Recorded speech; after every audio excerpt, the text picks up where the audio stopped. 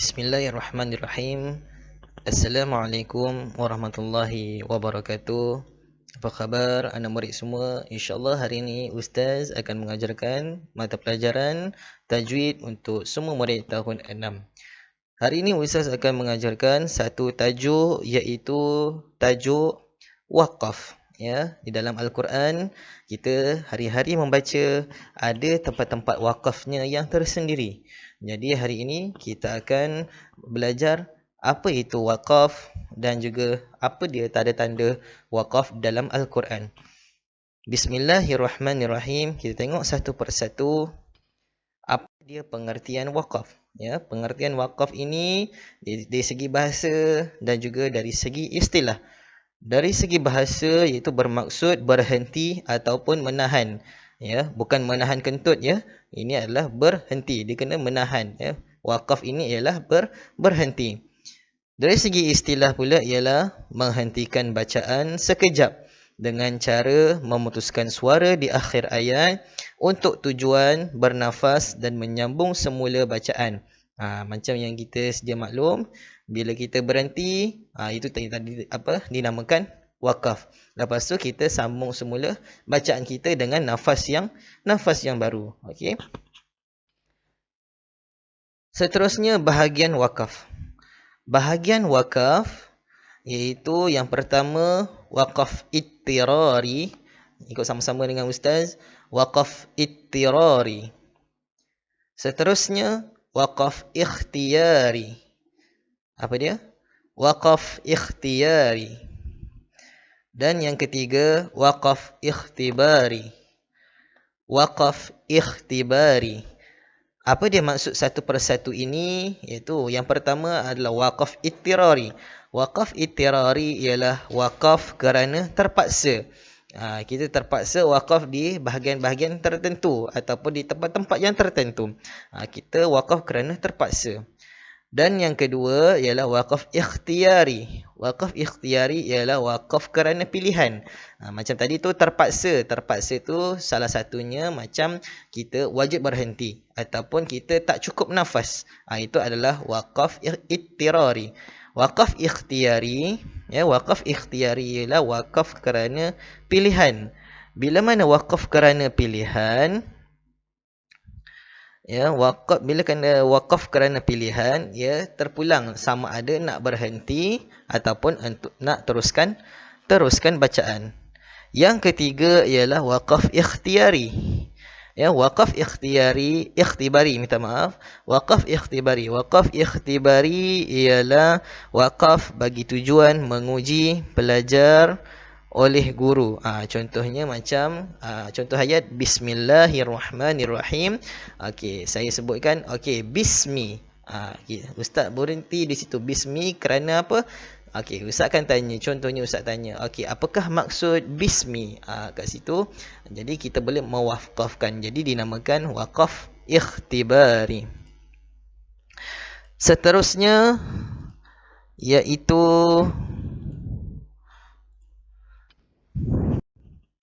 jenis-jenis wakaf. Jenis-jenis wakaf ada 6. Kita tengok yang pertama iaitu wakaf tam.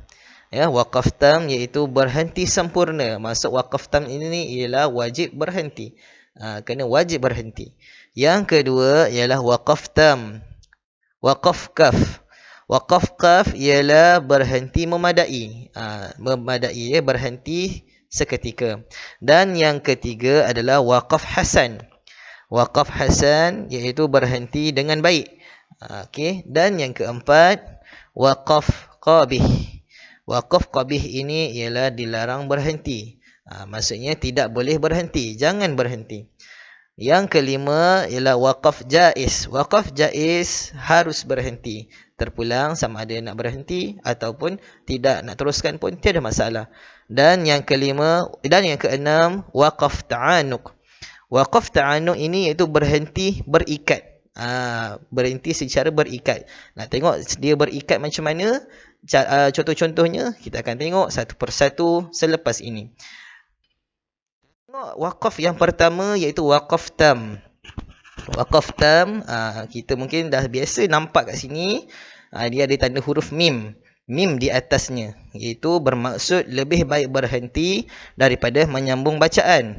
Maksudnya wajib berhenti, kena berhenti. Contoh ayat di sini ialah nampak kat sini dia punya tandanya adalah tanda mim. Ini adalah tanda mim. Cara bacaannya ialah a'udzubillahi minasyaitonirrajim. Innama yastajibul ladzina yasma'un. Berhenti di situ dan teruskan bacaan. Wal mauta yab'atsuhumullahu tsumma ilaihi yurja'un. Okey, bila mana ada tanda mim di sini, mestilah wajib berhenti. Contoh ayat yang lain ialah fala yahzunka qawluhum. Nampak ini ada tanda mim. Bila ditanda mim ini mestilah wajib berhenti. Inna na'lamu ma yusirruna wa ma yu'linun. Okey. Bila mana kat sini bila ada tanda mim mestilah wajib berhenti. Yang kedua ialah waqaf kaf. Waqaf kaf ialah contoh waqaf ni tanda-tandanya ialah ada huruf ini qaf lam ya qala ini, ya. Memerhentikan bacaan adalah lebih utama. Terpulang tapi dikata memberhentikan bacaan adalah lebih baik, lebih utama. Ya, contoh di sini di dalam bacaan ada tanda qaf lam ya kat sini. Okey. Cara bacaannya ialah dzalika bi anna Allah nazzala al-kitaba bil haqq. Berhenti di situ dan teruskan bacaan. Wa innal ladzina ikhtalafu fil kitabi lafi shiqaqin ba'id. Jadi kat sini bila mana ada tanda qaf lam ya ini mestilah wajib. Bukan mestilah wajib, mestilah memberhentikan bacaan. Memberhentikan bacaan ini adalah lebih baik dan juga lebih utama. Ayat yang seterusnya iaitu qul a'antum a'lamu amillah. Nampak kat sini ada tanda ini, lebih baik berhenti. Wa man azlamu mimman katama syahadatan 'indahu minallah. Di sini pun ada tanda juga qaf lam ya ini iaitu dinamakan waqaf kaf, iaitu berhenti lebih utama. Seterusnya iaitu waqaf hasan. Waqaf hasan kat sini ialah tandanya ialah sad lam ya, iaitu menyambung bacaan adalah lebih baik. Kat sini tak ada masalah, nak berhenti pun boleh, nak sambung baca pun boleh. Iaitu tapi dikatakan sad lam ya ini solla, teruskan, lebih baik menyambung bacaan. Kat sini. Ni dia punya contoh-contoh tanda waqaf hasan.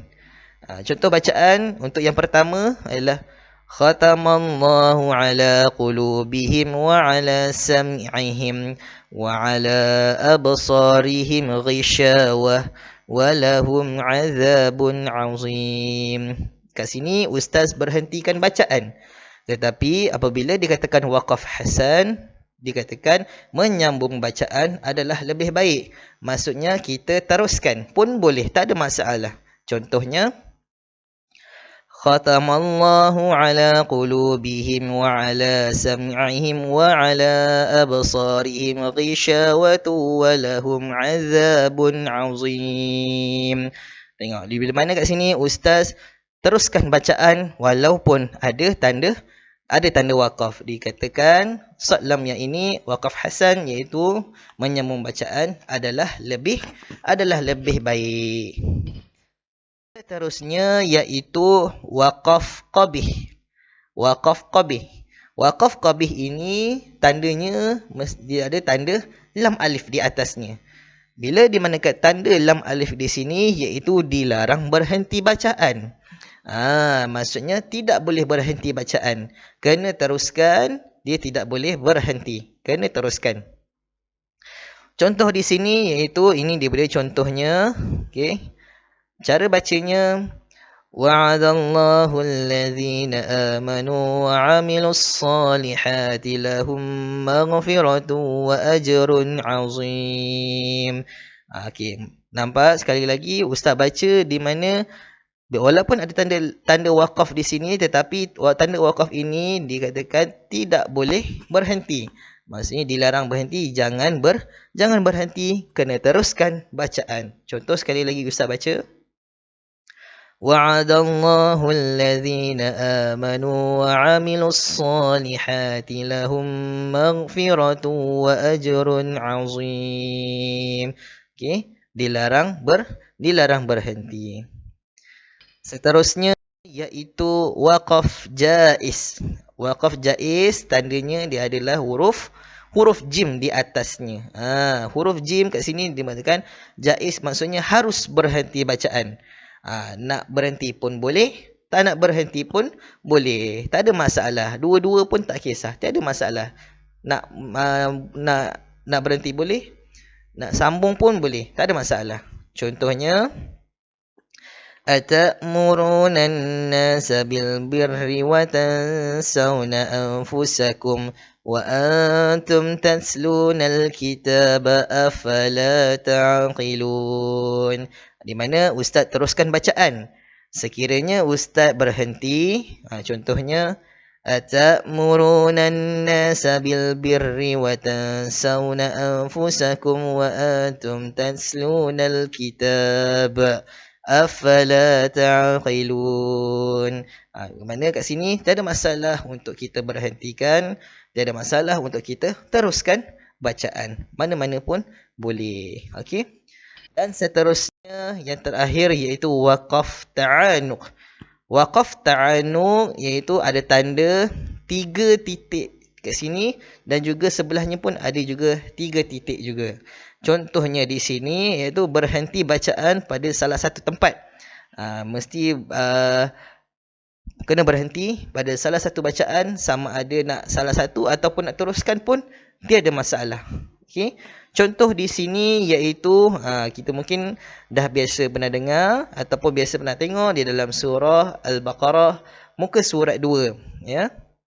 Muka surat 2 ayat yang kedua, contoh di sini ada tandanya ialah tanda 3 titik ini, di mana ada 2, mesti ada 2 salah satu. Jadi boleh pilih salah satu tempat nak berhenti.